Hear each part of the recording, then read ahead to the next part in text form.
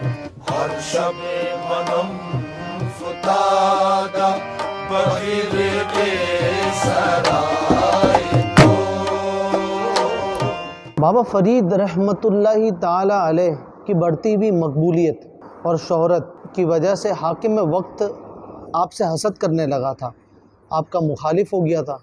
اس کو یہ ڈر تھا کہ اس کی حکومت کہیں چھن نہ جائے۔ اس نے بابا صاحب رحمۃ اللہ تعالی علیہ اور ان کے مریدوں کو تنگ کرنے کا کوئی موقع نہ چھوڑا۔ بابا صاحب رحمۃ اللہ تعالی علیہ کے مرید اکثر بابا صاحب کو شکایت کرتے اور بابا صاحب فرماتے کہ صبر کریں، اللہ پاک بہتر فرمائے گا۔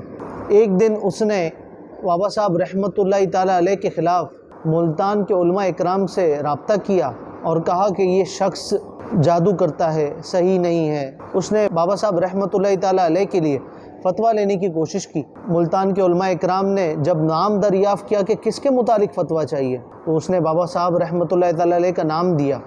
ملتان کے علماء اکرام کہنے لگے کہ ہمیں معلوم ہے کہ یہ شخص غیر شرعی کام نہیں کر سکتا، ہم اس کے بارے میں فتویٰ نہیں دے سکتے۔ وہ وہاں سے مایوس ہو کے لوٹ تو گیا پر اپنی حرکتوں سے باز نہ آیا۔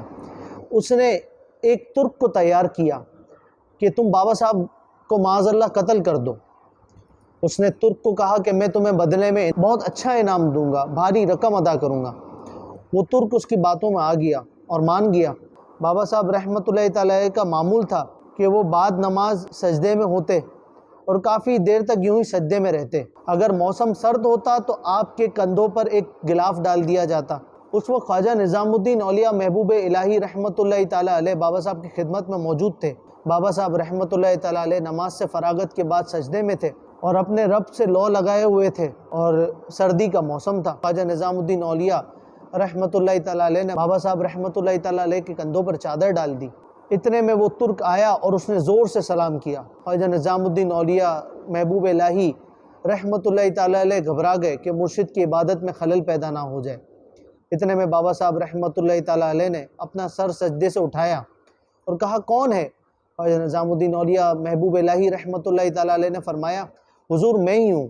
اتنے میں بابا صاحب رحمۃ اللہ تعالی علیہ نے خواجہ نظام الدین اولیاء کو فرمایا کہ یہ شخص مجھے قتل کے ارادے سے آیا ہے، اس کو کہہ دو کہ یہ اپنے ارادے میں کامیاب نہیں ہو سکتا۔ وہ شخص وہیں کھڑا سن رہا تھا۔